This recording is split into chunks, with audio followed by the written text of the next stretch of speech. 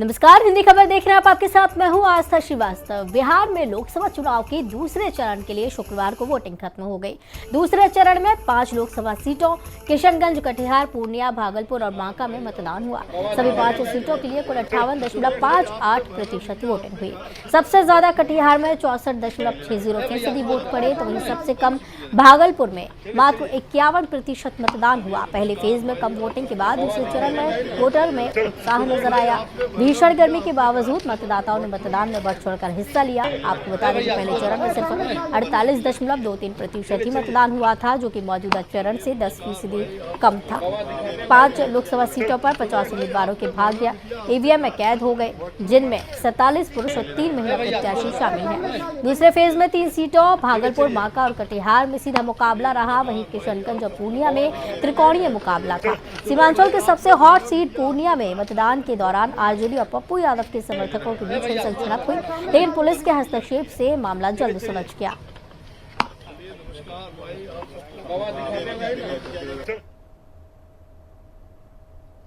भागलपुर से कांग्रेस प्रत्याशी अजीत शर्मा ने अपनी पुत्री और बॉलीवुड अभिनेत्री नेहा शर्मा के साथ वोट डाला। 9 साल से भागलपुर विधानसभा सीट से विधायक अजीत शर्मा पहली बार लोकसभा चुनाव में अपनी किस्मत आजमा रहे हैं और जेडीयू प्रत्याशी अजय मंडल को कड़ी टक्कर दे रहे हैं। हालांकि भागलपुर लोकसभा सीट पर सबसे कम वोटिंग हुई। फिलहाल अजीत शर्मा और अजय मंडल की किस्मत ईवीएम में कैद हो चुकी है। 4 जून को जब चुनाव परिणाम सामने आएगा तो पता चलेगा कि पंजा ने तीर को पीछे छोड़ा या फिर तीर ने जीत की हैट्रिक लगाई।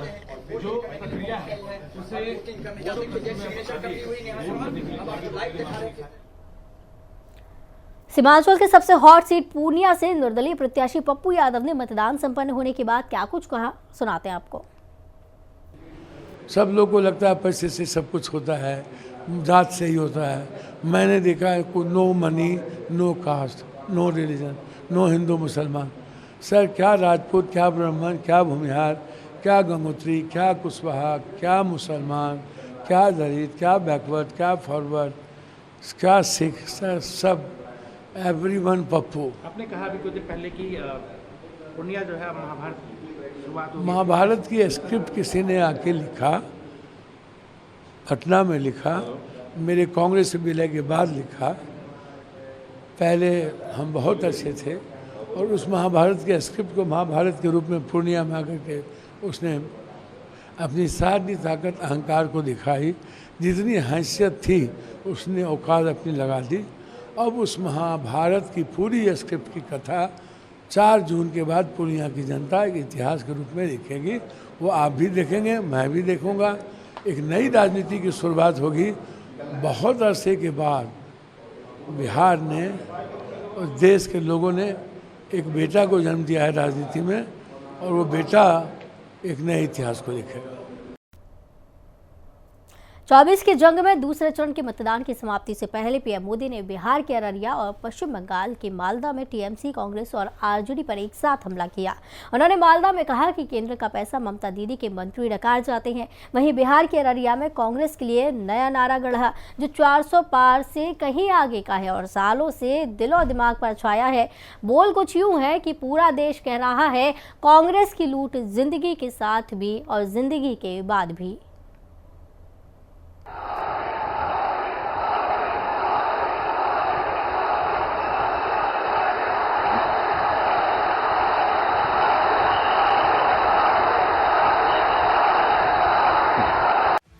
मोदी की इस गूंज ने प्रधानमंत्री नरेंद्र मोदी को भी चुनावी संबोधन को बीच में ही रोकने पर मजबूर कर दिया। ममता दीदी के गढ़ मालदा में उमड़े जनसैलाब के इस्तकबाल से पीएम मोदी भावुक हो गए। फिर जुबान से जो निकला वो लोगों के दिलों में घर कर गया। ये आपका प्रेम मेरे सर आंखों पर,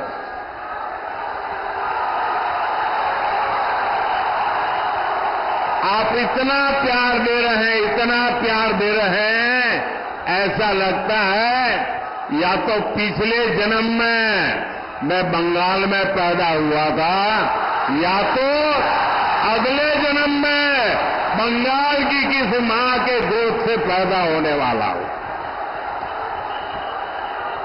शायद इतना प्यार कभी नसीब नहीं होता भाइयों। मौका भी था और दस्तूर भी। सो लगे हाथ पीएम मोदी ने पश्चिम बंगाल की धरती को नमन किया। और कहा कि वीरों की धरती ने एक नहीं कई सपूतों को जन्म दिया। बंगाल रामकृष्ण परमहंस, स्वामी विवेकानंद, नेताजी सुभाष, गुरुदेव टैगोर, डॉक्टर मुखर्जी की धरती है। मैं अपने बंगाल को ऐसे ही पिछड़ते हुए नहीं देख सकता।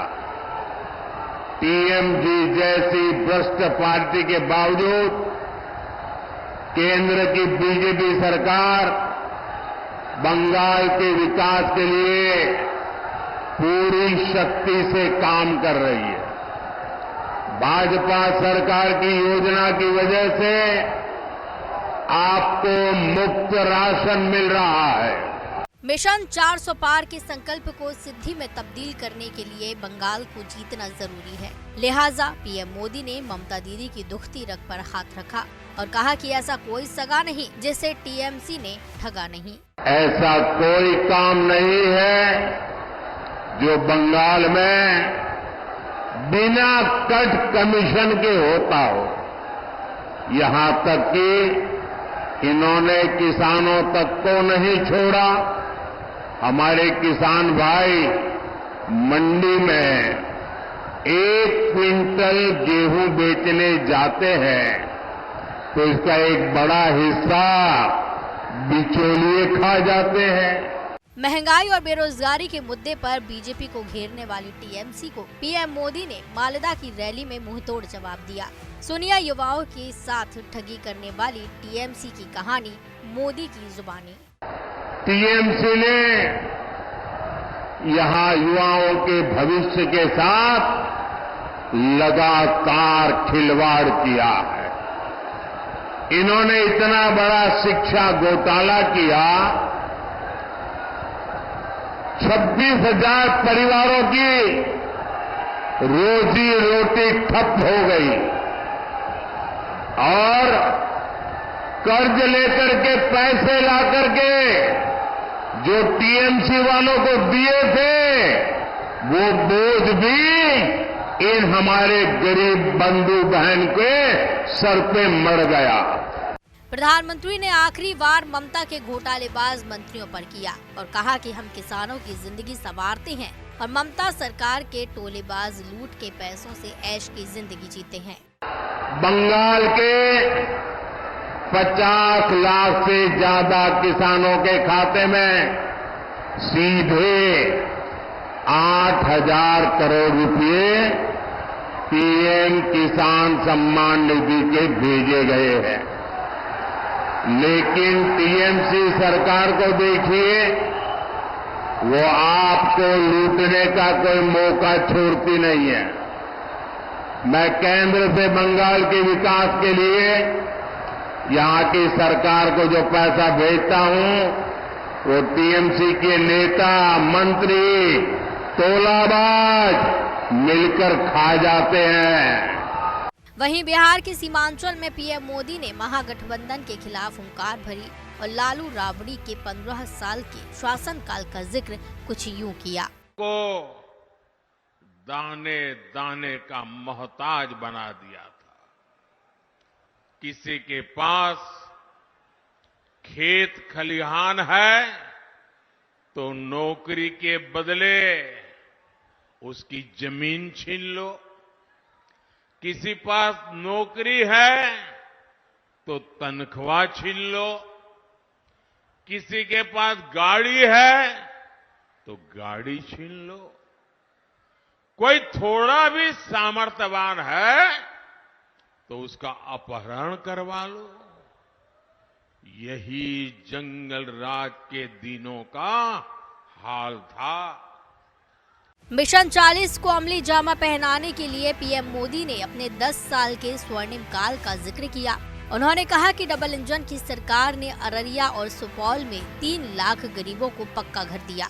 यहां अररिया और सुपौल दोनों जिलों में गरीबों को 3 लाख पक्के घर मिले हैं।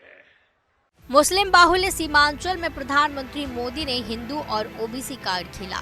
उन्होंने कहा कि कर्नाटक में कांग्रेस की सिद्धारमैया सरकार ने मुस्लिमों को 5% आरक्षण देकर ओबीसी आरक्षण पर डाका डाला है। रातों रात उन्होंने एक कागज पे थप्पा मार करके उनको ओबीसी बना दिया, सबको ओबीसी बना दिया।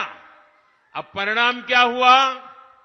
जो ओबीसी समाज के लिए 27% आरक्षण था, उसका बहुत बड़ा हिस्सा इनके खाते में चला गया और जिस ओबीसी समाज को आरक्षण मिला था, उनका हक सवालिया निशान में फंस गया। इन्होंने ओबीसी के हक पर डाका डाला है। पीएम मोदी ने तीसरे चरण की चुनावी रैली में कांग्रेस के लिए पीएम ने एक नया नारा गढ़ा, जो जनता के दिलों में न सिर्फ घर कर गया बल्कि कांग्रेस के लिए भी मुश्किलें खड़ी कर दी।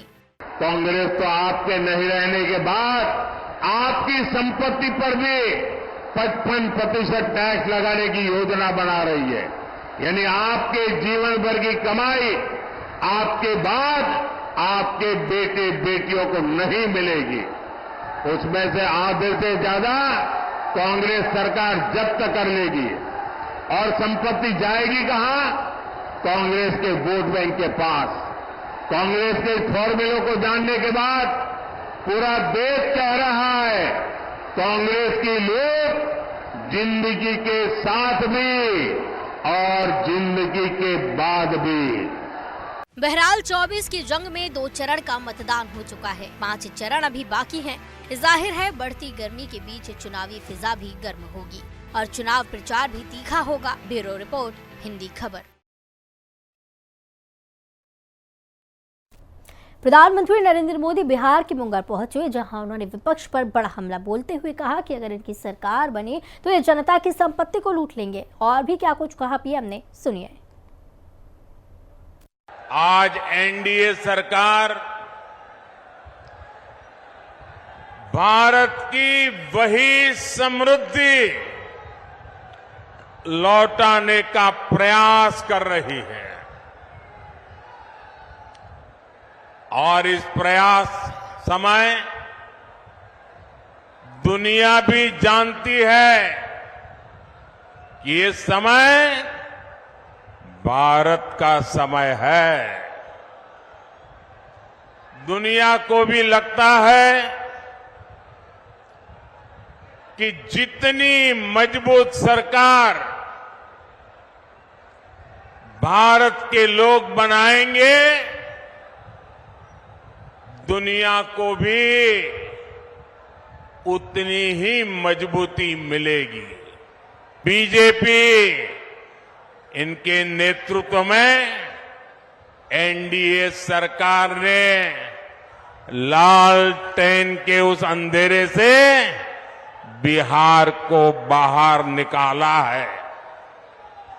बड़ी मेहनत करके बिहार को बाहर निकाला है।